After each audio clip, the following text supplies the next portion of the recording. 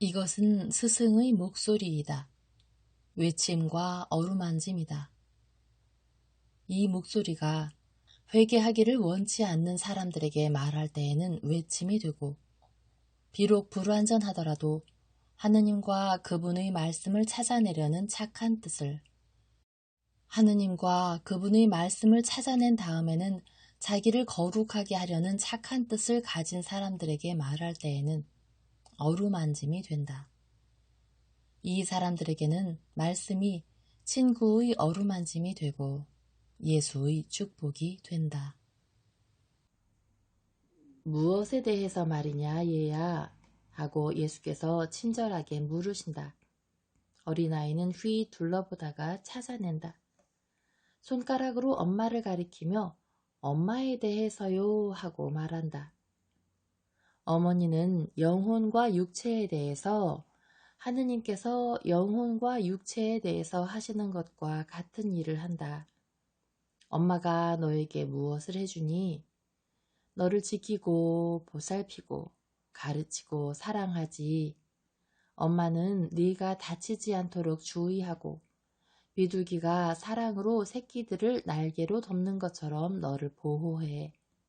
그런데 어머니가 하는 것은 모두 우리 이익을 위해서 하는 거니까 어머니의 말을 듣고 어머니를 사랑해야 하는 거야. 착하신 하느님께서도 어머니들 중에서 제일 완전한 어머니보다도 훨씬 더 완전하게 당신 자녀들을 당신 사랑의 날개 밑에 지키시고 보호하시고 가르치시고 도와주시고 밤낮으로 그들을 생각하신다. 그렇지만 사실 어머니는 땅에서 제일 큰 사랑이지만 하느님은 땅과 하늘에 제일 크고 영원한 사랑이시니까 착하신 하느님도 어머니와 같이 어머니보다도 훨씬 더 말을 잘 듣고 사랑해야 해. 하느님께서 하시는 것은 모두 우리의 이익을 위해서 하시니까. 번개도요? 하고 번개를 몹시 무서워하는 어린이가 말을 가로막는다. 번개도. 왜요? 번개는 하늘과 공기를 깨끗하게 하니까. 그리고 그런 다음에는 무지개가 오니까. 하고 반쯤은 밖에 반쯤은 안에 걸쳐 있으면서 듣기만 하고 잠자고 있던 베드로가 말한다. 그리고 덧붙인다. 얘야 이리 오너라. 무지개를 보여주마. 얼마나 아름다운지 봐라. 과연 폭풍우가 지나갔기 때문에 달이 하늘을 비추고 이포의 호숫가에서 떠난 엄청나게 큰 무지개가 활 모양의 리본을 호수 위로 던져서 그 리본은 막달라 뒤에 있는 산들 너머로 가서 사라진다. 모두가 문지방으로 나온다. 그러나 마당은 누런 흙탕물에 늪이 되어 천천히 물이 빠지고 있는 중이어서 신발을 벗어야 한다. 폭풍의 기념품처럼 호수는 누르스름한 빛깔대로 있고 파도는 가라앉기 시작한다. 그리고 티베리아는 활기를 되찾는다. 오래전에 아직 물과 진흙이 가득 차 있는 거리로 요한나와 요나타가 같이 오는 것이 보인다. 요한나는 옥상에 계신 예수께 눈을 들어 인사하고 재빨리 올라와서 행복하게 땅에 엎드린다. 사도들은 자기들끼리 말을 하고 있는데 유다만이 한편으로는 예수와 요한나 사이, 또 한편으로는 사도들과의 사이 중간에 혼자 남아 생각에 잠겨 있다. 요한나가 여러분에게 평화라는 오직 한마디로 모든 사도에게 인사를 하였기 때문에 유다에 대한 그의 생각을 읽을 수 없는 요한나의 말에 유다는 굉장히 큰 주의를 기울인다. 그러나 요한나는 아이들에게 대해서와 선생님이 가파르나움에 계신 동안에 배로 거기 가도 된다고 한 쿠자의 허락에 대하여만 말한다. 그때야 유다의 의혹이 가라앉고 그는 동료들 있는 대로 간다. 옷 아랫자락에는 진흙이 묻었지만 다른 데는 마른 채로 성모님과 알페오의 마리아가 그분들을 모시러 갔던 5사람과 같이 나아오신다. 짧은 층계를 올라오시는 동안 지으시는 성모님의 미소는 하늘에 남아있는 무지개보다도 더 근사하다. 선생님의 어머니십니다. 하고 토마가 알린다. 예수께서 마주 가시고 다른 사람들도 모두 예수와 함께 간다. 그리고 부인들이 옷 아랫자락에 진흙이 좀 묻은 것 외에는 다른 난처한 일을 당하지 않은 것을 기뻐한다. 저희들은 빗방울이 떨어지기 시작하자 어떤 농부집에 머물렀습니다. 하고 마테오가 설명한다. 그리고 묻는다. 저희들을 기다리신 지가 오래됐으니까? 아니다. 우리도 새벽에 도착했다. 저희들은 어떤 불행한 사람 때문에 늦어졌습니다. 하고 안드레아가 말한다. 좋아. 이제 자네들 모두 여기 왔고 또 날씨도 다시 좋아졌으니까 나는 오늘 저녁에 가파르나움으로 떠났으면 하는 생각인데 하고 베드로가 말한다. 항상 동의하시는 성모님께서 이번에는 이렇게 말씀하신다. 아닐세 시몬, 우리는 그렇게 떠날 수는 없네.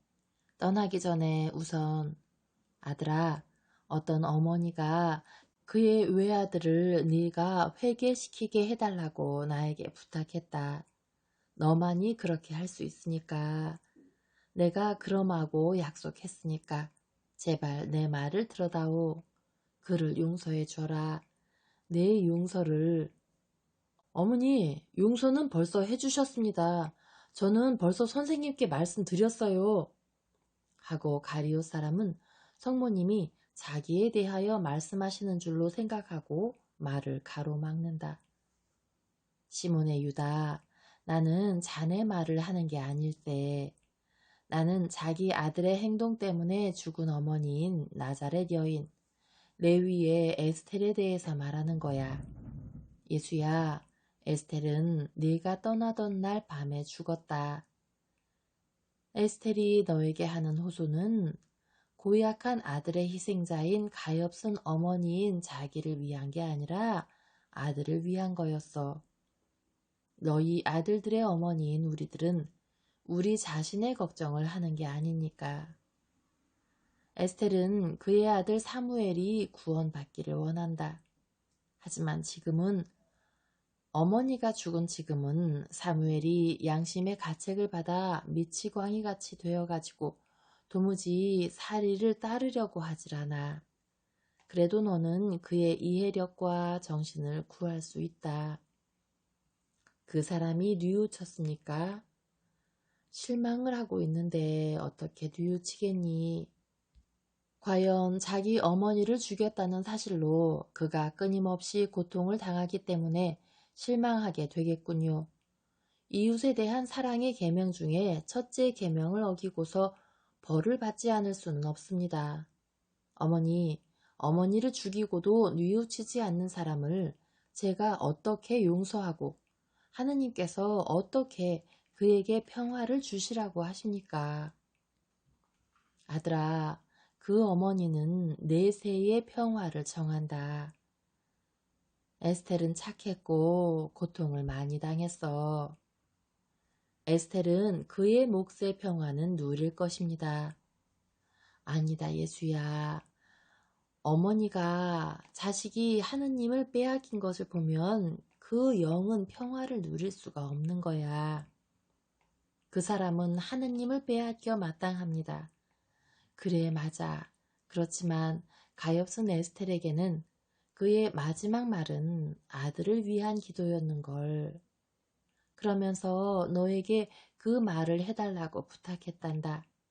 예수야, 에스텔은 너도 알다시피 살아있는 동안에 기쁨을 누려본 적이 없었어. 죽은 지금이라도 그에게 기쁨을 주려무나 아들 때문에 고통을 당하는 그의 영에 기쁨을 주어라. 어머니, 저는 나자렛에 머무르는 동안 사무엘을 회개시키려고 애썼습니다. 그러나 그 사람에게는 사랑이 없어졌기 때문에 소용이 없었습니다. 그건 나도 안다. 하지만 에스텔은 사무엘의 마음속에 사랑이 되살아나라고 용서와 고통을 바쳤어. 또 혹시 모르잖니. 사무엘이 지금 겪고 있는 고통이 다시 살아날 수 있는 사랑일 수도 있지 않겠니? 고통스러운 사랑이라고. 또 어떤 사람은 어머니가 그것을 누릴 수 없으니까 쓸데없는 사랑이라고 말할 수도 있겠지. 하지만 너와 나는 죽은 사람들의 사랑이 주의 깊고 아주 가까이에 있다는 것을 알지. 나는 믿음으로 알고 너는 직접 알고. 죽은 사람들은 우리에 대한 관심을 잃지 않고 그들이 떠난 사랑하는 사람들에게 일어나는 일을 모르지 않아.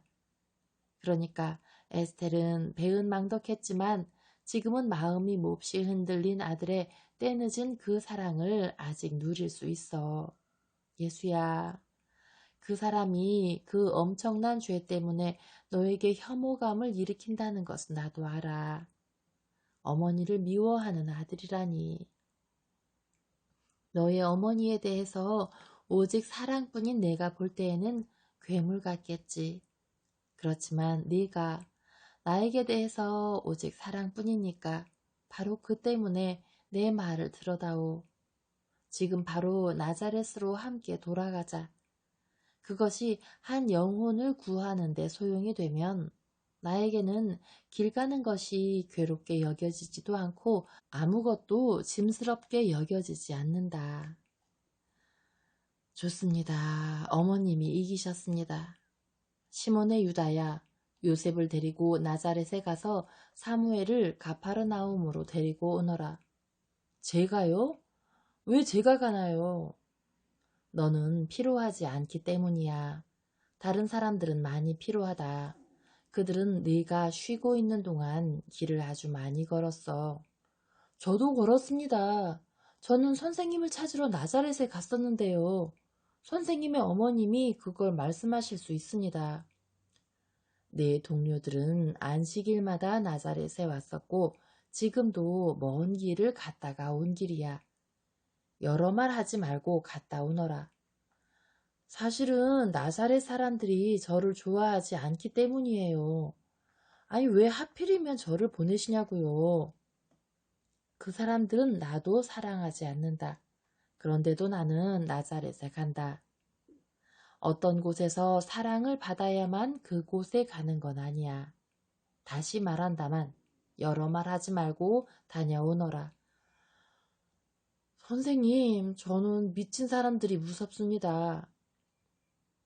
그 사람은 가책으로 인해서 마음이 몹시 흔들렸지만 미친 것은 아니다. 선생님의 어머님이 그렇게 말씀하셨는데요. 그런데 내가 세 번째 말한다마는 여러 말 하지 말고 갔다 오너라. 어머니를 괴롭히는 것이 어떤 결과를 가져올 수 있는지 묵상하는 것이 너에게 이익밖에는 될 수가 없다. 선생님은 저를 사무엘과 비교하시는 겁니까? 저희 어머니는 집에서는 여왕이세요. 저는 어머니 곁에 있으면서 어머니를 감시하지도 않고요. 저를 부양하는 게 어머니에게 짐이 되지도 않습니다. 그런 것들이 어머니에게 짐이 되는 게 아니다. 그게 아니고 아들들의 사랑이 없는 것과 하느님과 사람들의 눈으로 보기에 불완전한 그들의 행동이야말로 그들을 찍어 누르는 무거운 짐이다. 다녀오라니까 그러는구나. 가겠습니다. 근데 그 사람한테 뭐라고 말할까요? 가파르나움에 나에게 오라고 일러라. 어머니에게까지도 순종한 적이 없는 사람이 지금 실망을 하고 있는데 저에게 복종을 하겠습니까?